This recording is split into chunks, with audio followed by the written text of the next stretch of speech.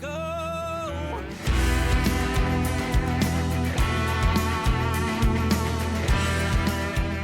Welcome to the Texas Toast Podcast, where we toast the best from Texas. And I want to say cheers to Courtney Patton, finally on the podcast. Yay! Courtney, you look so pretty. Your hair looks great. I'm ball Oh, capping it today because I have a hair appointment thanks. after this. My hair appointment. It's been since like July, and I live on the coast, and we got all the salt and the chlorine, and it's just like, and You know fishing all what? the time on the boat. I'm gonna tell on myself. It's been probably 6 months for me, and I went finally last week, and I went for a color, and she said, I don't want to color it. This is my gray. I'm just letting it go. Oh my God, it's gorgeous. See, one of my best friends is the same way. And I look at her and she's like, I was going to go ahead because the girl that does our hair, we've all been friends for like since forever. And Uh-huh. she's like, Karen, she told her the same thing. She said, just leave it the way it is. Yeah. It's She said, gorgeous. I have women pay me $200 to make their hair look like this, and yours is doing it naturally. So just let it go. So Girl, we're you just are rocking it. so lucky. So yeah, speaking of hair and summer, how has your summer been? How will summer 2024 go down in the history books with you, Courtney? It's been very busy. I did a little trip to Alaska with my daughter in June. We'd never she had been before with her dad's family several years ago, and I had an opportunity to play a couple private shows up there, and I jumped on it. And so we took a little vacation, just the two of us, and it was so magical, and the weather was perfect, and we saw hundreds of bald eagles and ate great food and just really sweet, lovely people. And it was neat to know that I have fans that far away from home. So that was fun. And then, of course, every July I'll do a little run with my best friend Jamie Lynn Wilson, and so we go to Minnesota and Wisconsin and just do kind of the same venues every year, and that's just a time for us to have time away from our kids and our families to just be friends. We don't really get to do that often. She has 4 kids and I have 2, and I'm almost an empty nester, and so I'm a little bit closer to being having too much time on my hands, and she's the opposite. She's getting into the age where Right, they're right. playing sports, and she's kind of burrowing down, and this is one of the last things she's going to do before taking some time off. So it was really special for us to do that again this summer, and I think it was our fifth or sixth summer to do that. So that was really a lot of fun. But just kind of playing a lot of private shows mixed in with some public shows, and it's just been busy, which Mhm. I'm thankful for. So Yes, I can see that. Even your upcoming schedule is busy, busy. We want to talk about that and some of the people you're going to be playing with. But I do want to talk about Jamie Lynn Wilson for just a little bit. And okay. I'm gonna tell you a little something that not a lot of people know. She and I come from the same hometown.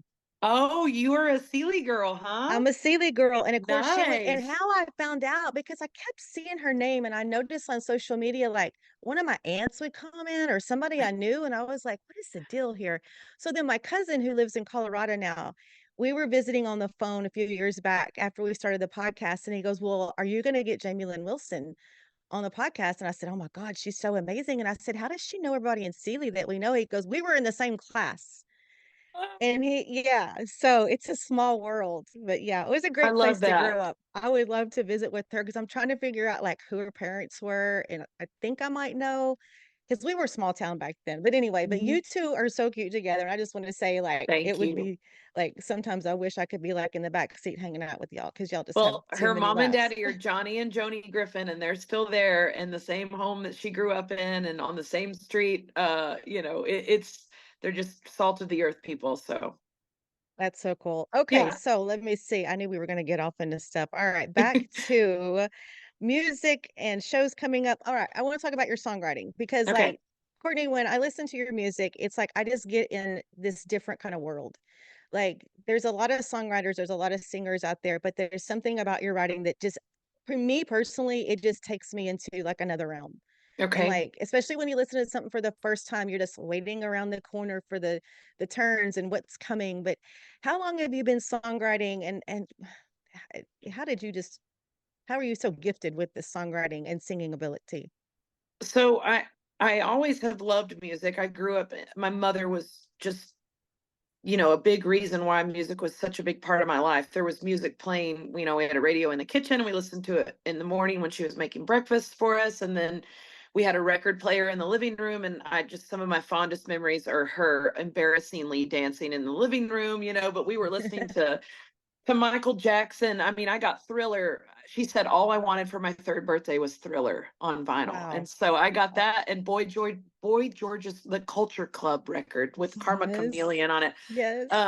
But I just was always very musical and theatrical, and was lucky to grow up in a church that had a really great music program. And so I sang in children's choir, and Hmm. I did choir in middle school for 1 year, and I did really well. But then when eighth grade came around, I wanted to be an office aide, and you couldn't be an office aide and be in athletics and be in choir.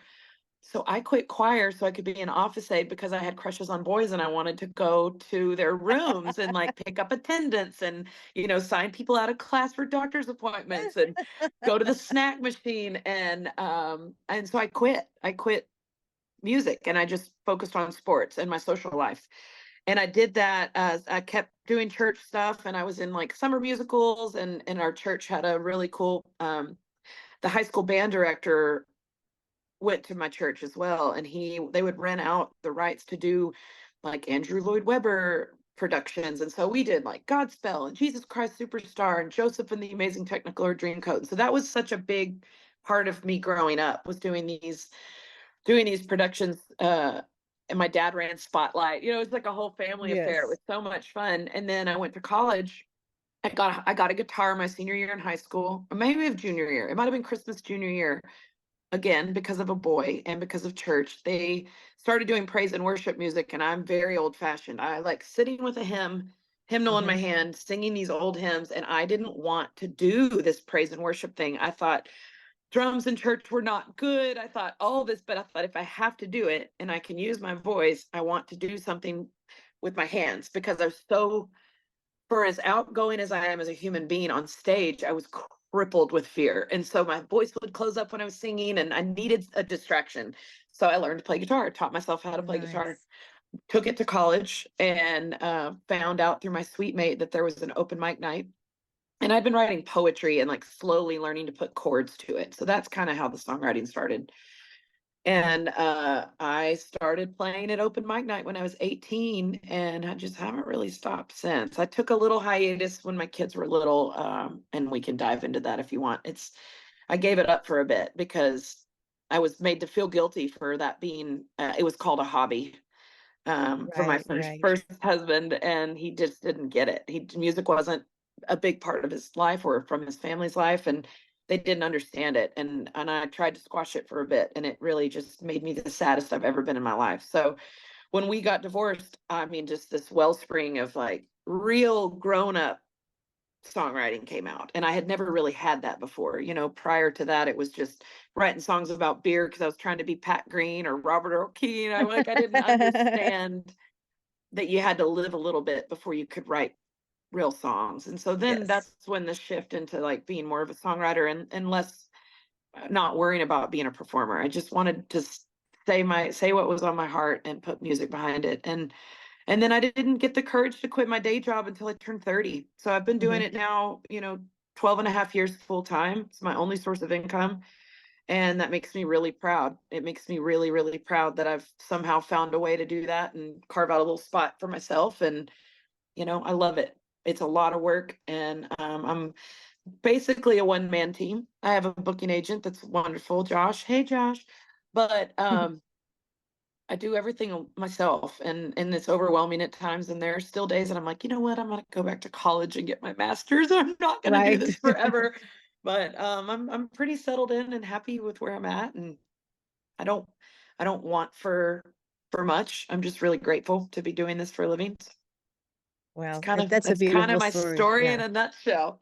Well, I love it. And I love how you take things and you blossom from, like, say, going from your divorce and then blossoming into stepping out into your music full time. Because, people can handle hard times very differently. Mine is don't look back, keep moving forward and make it better.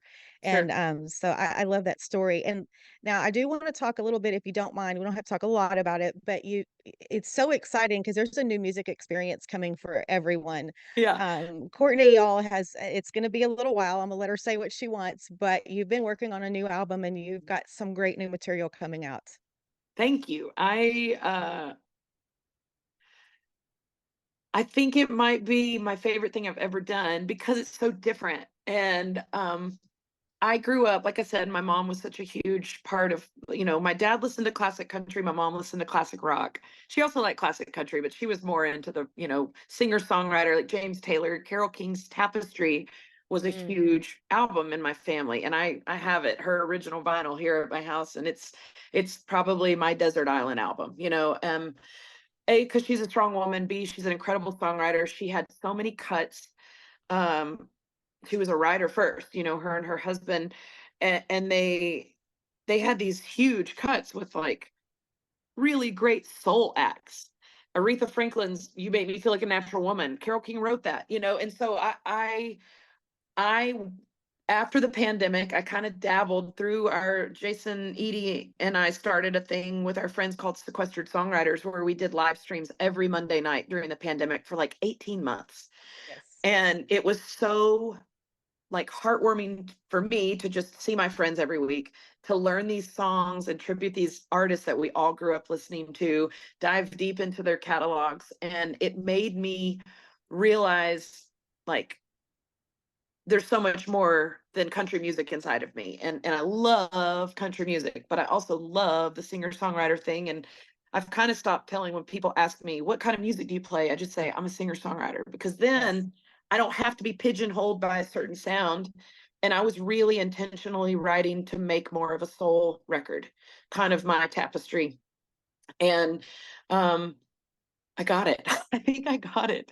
I know Uh, you did. I know yeah, you did. I and I yes. went back in the studio with the Band of Heathens guys. So the Uh, last record, Electrostatic, Gordy Quist produced. mhm. And this time I said, would Trevor want to do it? And Trevor Nealon is the keys guy for the Band of Heathens, and he's never produced a record before. So I was kind of his maiden voyage in that. And he was unbelievable. He was just an unbelievable hands-on producer, and he knows what I like. As a listener, he knows what, like, that Carole King, you can hear it in those songs. You can hear James Taylor, you can hear Mhm. Stax records, you can hear Otis Redding, you can hear Aretha. Like, there are just moments I just got to get in there, take these songs that I wrote and make them sound like all of my dreams were coming true.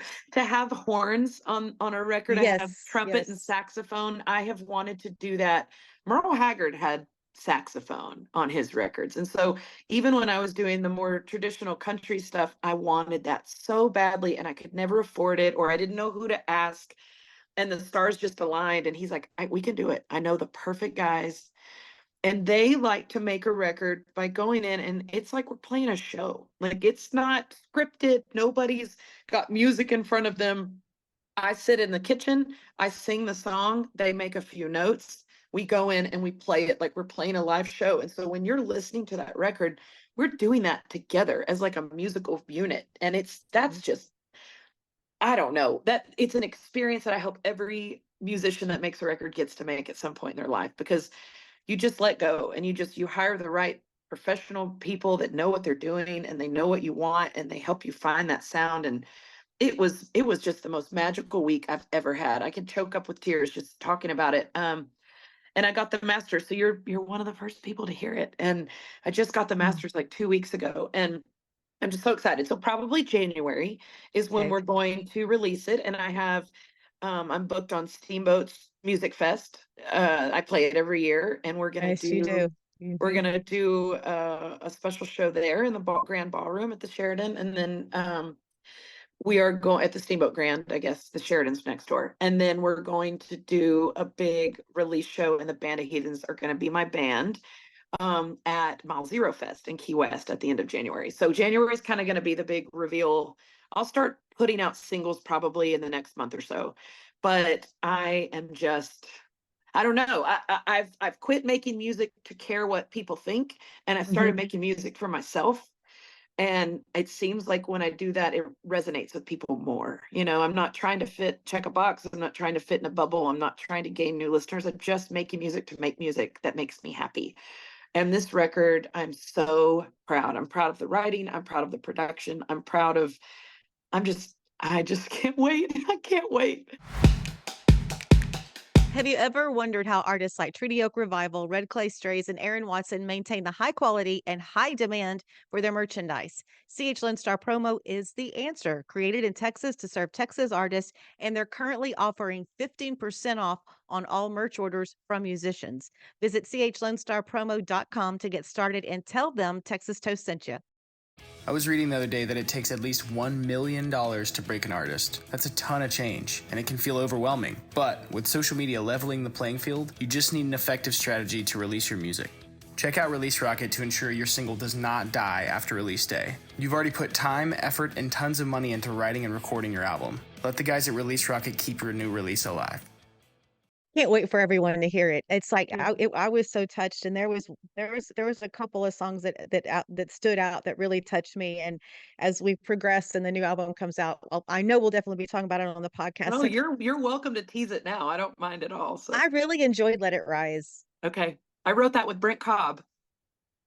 I wrote Nice. that song with Brent Cobb, and he's one of my favorite songwriters, and he's a dear friend. And we wrote that during the pandemic on a Zoom call. So that was pretty special for me. I was watching the news, and it was a very politically, like, just, I mean, it probably still is a very Yeah. toxic time, you know. And during the pandemic, everybody was mad at each other. Everybody felt differently about everything going on. And I just kind of sat back and just turned the TV on mute, but kept watching it. And I just started writing those words, you know, like, I just can't do this anymore. I don't want to read the news. I don't want to know what's going on. I just want to love and love and love and, like, let that be how I, you know, lead my life is through that. And so I reached out to Brent and I said, I have this idea and it just feels like something that you would understand and help me write. And he said, I'm in. So we did it. And I'm really proud of that one.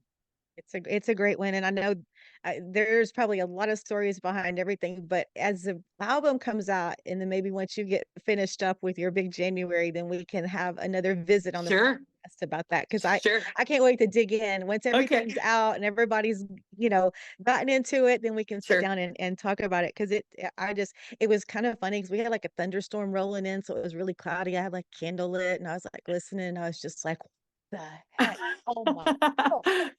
Well, I was just like it was just yeah, it was yeah, I love listening to music, and it's those moments where I just wanna scream, like, it's like, "Oh my gosh." So, yeah, Right. Well, yay thank to you. you. Yeah, So, yes, thanks. yeah, and, you've been such a mainstay at Steamboat and, Mile Zero for so long. How did how is Steamboat, like, some of the memories and the contribution in your musical career? I know with the networking there and the exposure, especially in the beginning for you. So when I first started, I was very fortunate. You know, I would be remiss to not say that Jamie Lynn Wilson and Jason Eady opened so many doors for me just by, like, getting me up to sing harmony with them and inviting me to be a part of things that people didn't know me, you know, when I was first starting, just a very small amount of people. Cause I went to college here in Stephenville, which is still where I live with my children.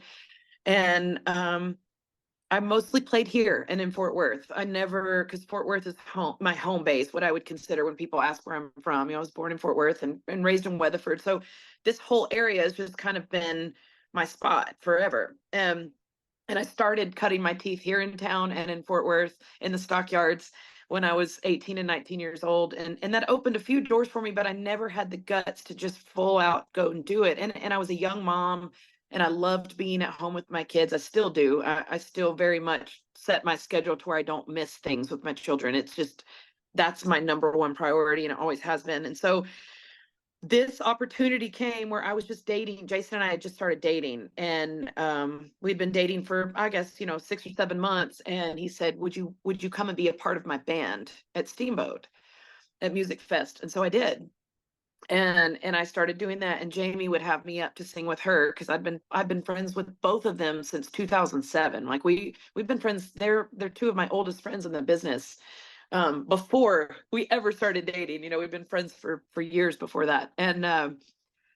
And so that helped me a lot, just getting in front of people. And I've always been very aware of knowing my place and waiting until it's my turn and being respectful in jams. You know, that's a big thing at these festivals, or Yes, these it late is. night jams. And so getting a chance to just sit back and be in those rooms and watch people sing, but also when the guitar comes around going, okay, what should I do? You know, like, this is my chance to, like, get somebody, a peer, you know, that is now a friend, but used to at the time I probably just looked up to and thought, oh man, they get to hear me sing a song. What should I sing? So there was a lot of that in the early years of just taking those little chances to just, you know, dip my toe in and let people hear me. And it finally paid off, and I finally got an invitation to be a part of the festival. And now John Dixon respects me and he asks for my advice and if I have any cool show ideas. And so I get a little bit bigger stake in this every year, and I get to be a part of helping to plan some of these shows. And so it feels really good that I don't know, I feel like I did things the right way. You know, I didn't push my way through,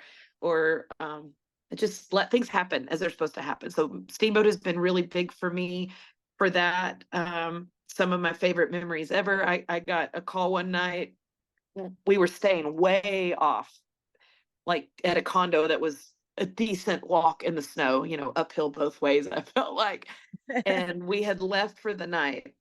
And Randy Rogers called it, like, I think it was like 1 or 2 o'clock in the morning. He goes, you have to come back. Dean Dillon is in my room, and he's playing songs. And we're like, oh my gosh, we gotta go. We gotta go. And Dean had been the tribute artist that year. And so we got to sing, like, I think Jason sang, I don't know if he did The Chair. No, he did Homecoming 63, and I got to sing harmony with him. And that was just like, to sing that song that we all know and love as a Keith Whitley song, to sing it to the man that wrote it. It was just unbelievable. So Dang. we got Oh. up, we got up and walked back in the middle of the night, got escorted up to Randy's room, and I just sat there and watched this man sing all these songs that I've been singing since the 80s, you know, like since I was a little girl in the back of my parents' Suburban. The Chair, Tennessee Whiskey, you know, Yes. just all oceanfront property. He was putting on a master class. I mean, I'll never ever forget that in my life. I've had some pretty incredible late night things, not just at Music Fest, but just in this business where just fate and the stars align, and you just sit back and go, did that just happen to me? Like, I was in the right place at the right time. I just got to sing Where Rainbows Never Die with Chris Stapleton backstage at a festival. What is going on in my life right now? You know? Um, so yeah, there's been a lot of really cool pinch me moments that have come from, you know, Music Fest is a big one. So Oh my God, that is amazing yeah, story. yeah. I Girl, mean, Dean Dillon, come on. just gave me goosebumps as you were telling it. It just Google, for anybody that doesn't know his That's right. catalog. Like, he's just a monster. He was a monster songwriter, and most of George Strait's major hits, you know, he wrote. hmm So hmm So you have some upcoming shows coming up with some pretty fun people. So tell me yeah. about some of those. I saw, let's see, we got some, oh my God, I love Hayes Carl. I think I saw Yes, I Hayes was on some so stuff. excited. So Yes. Trevor, you know, the guy that produced my record, my buddy Trevor, he was in town here in Stephenville working on a record with Josh Greider was producing. And he came over for tea one morning, and we were just sitting on the porch and just talking, and he said, hey, just heads up, the Heathens and Hayes are doing a festival at Lukenbach, and your name is in the hat. We would like you and Tony Camel to be the artist. And I looked, and I had a show booked already. And it was a show that I was really looking forward to, because the year before, when I played this place, Randy Travis had a ticket and came to my show.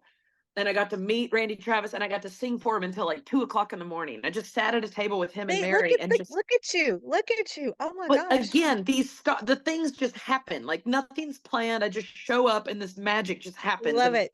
it was at a Love time in it. my life that I needed a win, you know, and I thought, I'm just living right. I'm just putting out good energy. It's coming back to me. So I didn't Yes, want to yes. move this. I didn't want to risk losing the show, but I also really, really wanted to play this festival.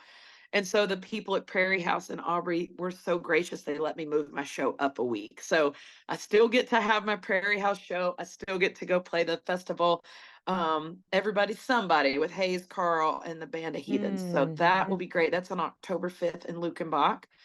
And then next week, I'm headed to a festival in Boone, North Carolina called Antlers and Acorns. And I was asked last year to open for Sean Mullins at that. So that's really pretty cool. So Good a lot of stuff coming up. good stuff. Yeah. Tuesday, I'm playing with Zane Williams, which I don't know. It goes without saying that the Wilder Blue is one of my Oh my favorite bands. gosh, I listen to yes. them every day. They are in a playlist that I listen to every single day. Their harmonies. I'm a huge Eagles fan too, but I know that this is Mm-hmm. different. This is different. Zane is an incredible songwriter. Paul Eason, the whole Oh, band. yes. Lyndon, Mm-hmm. the drummer, is the secret weapon. His harmonies are so beautiful, and I just love the energy. Their show is so great to watch, and I've become friends with all of those guys. And Zane hosts a little residency up in McKinney, and he asked me to do it, and so I'm really looking forward to that as well. So it's just I'm really lucky and fortunate to be in a place where I get to play these shows that I want to do, and I'm not really having to take shows for money anymore. I just say, "Ooh, that sounds fun. Yes, I want to go do that." Yes. Oh, I love your charm and your spirit and you're so I knew this was going to be a fun interview.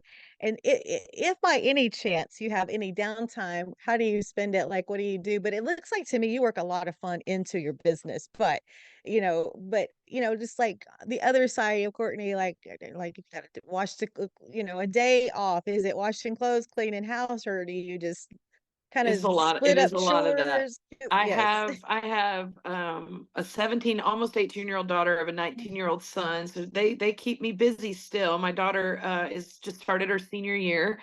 She is really involved in track, and this year she's doing ag mechanics. Her brother was Oh, the that's so national cool. champion his senior year for a trailer that he built. And so she's trying to beat him, which it is a tall order, but she is building a hay trailer this year. So I know that we'll have a lot of ag shows. That's a little troublesome that I have a record coming out in January, right when stock show season starts. So there'll be a lot of traveling to go to these stock shows, San Mhm. Antonio and Houston, and probably I want to say they also do Austin. Well, last time Peyton did San Angelo and then the Erath County show, but Fort Worth and San Antonio are the big ones. And so um, we'll be traveling to do that. And then she's also a really great high jumper, and she went to state last year in high jump. So That's that's the awesome. the mom part that I stay busy is traveling for ag stuff Yes, and yes. track. But then yeah, I have a 104-year-old craftsman, and this house is so dusty and it's constant. It's just there's something Oh, constantly. But I this year I planted like 10 pallets of sod, and I've just been enjoying keeping my pretty grass green and working in the flower beds. And I have a beautiful front porch that I enjoy sitting on every day. This heat wave is pissing me off because I can't enjoy it the way that I usually do in the mornings. But hopefully that'll be over in the next month or so and I can get back to sitting on the porch. But I like to take time. I like to have some reset days where I don't do anything. I don't watch a lot of TV. I do listen to a lot of music. mhm. Um, Laundry's constant. It is constant. Dusting, sweeping, and laundry are constant at this house. But yeah, I've been trying now that my kids are older and I'm about to be an empty nester in this season of my life. I've just been leaning heavy on my friendships. Unexpected divorce Yes. last year that was really painful and hard. Jason's still one of my best friends, and Mhm. we love each other very much. But it's me navigating at 42 what I didn't think I would ever have to do again. And so, um, there's been a lot of healing and a lot of just making time to be with people that make me happy. And my friendships are really kind of the most important thing to me right now. So trying to get out and support my friends and go watch their shows and eat lunch with my girlfriends and just make time to do things that I've never made time to pour love into my own heart. I'm really good at giving it to others, but I've never been really good at turning it back on myself. And so this is my season for doing that. And I feel like it's making me a better person, and it's giving me more energy to be a better person for others because I'm loving myself first. So that's kind of where I'm at this phase in my life. And it's been challenging to go, hey, go get a pedicure, go get a massage, go eat lunch with your girlfriends, go buy a new pair of shoes, just No, reminding myself that it's okay to do those things right now. So so yes. Okay, so I can relate to the whole right at the empty nester time going through a really, really bad, ugly divorce and bad stuff. And it was the same thing because I was used to always having you just did. You just yeah. do. And that was the thing. When I would get a paycheck, it was like, I'm gonna go buy myself something. Or I'm getting on Amazon and I'm gonna order something just for me. Mhm. Or go Yeah, get a pedicure or right. whatever. And so then the big purchase was, it was like, since I had to haul kids at the time because my kids were active too, it was it was time to trade in my vehicle. And I got the first vehicle that I really liked that was not a mommy mobile, like a Suburban or a Tahoe, or since college.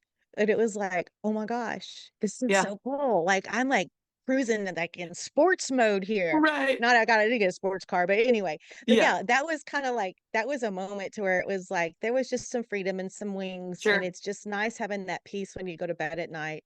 Yeah, Yeah, you know I what I'm saying. agree.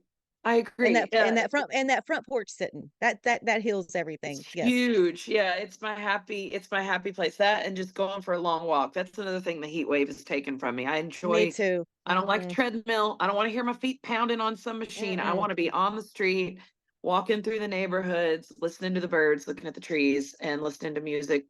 And I'm gonna try to do it tonight, but It I'm is. so You know tired of what? this Texas heat. I'm a summer girl, but this has just been okay. This is Yeah. just this is a bit much, Can we Lord. have a little we Okay. haven't had any Yeah. rain up here, so I'm ready for that, you know. I actually have a Yes. song on my new record called Tonight It's Raining that I wrote a couple summers ago when it was Yes. this heat wave. It was August. It hadn't rained in months. It had been the driest summer. Everything was dead. It was so depressing.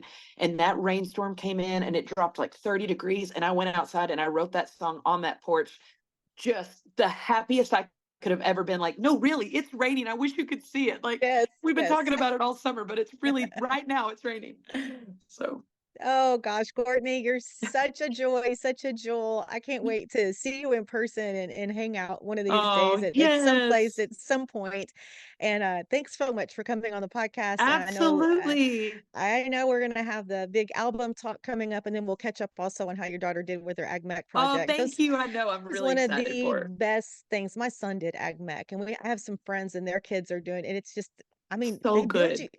But what's cool is like my son built me like this biggest, coolest little cooker thing. Like it Yeah. was like you get to It's benefit from that, so girl. impressive. Yes, It's so yes. impressive. He built a 36-foot tilt deck sliding axle trailer, and his dad has a trucking company. And so his dad sponsored it, and now he owns the trailer. So we get to still use, he I uses know the it's trailer for his super business, cool.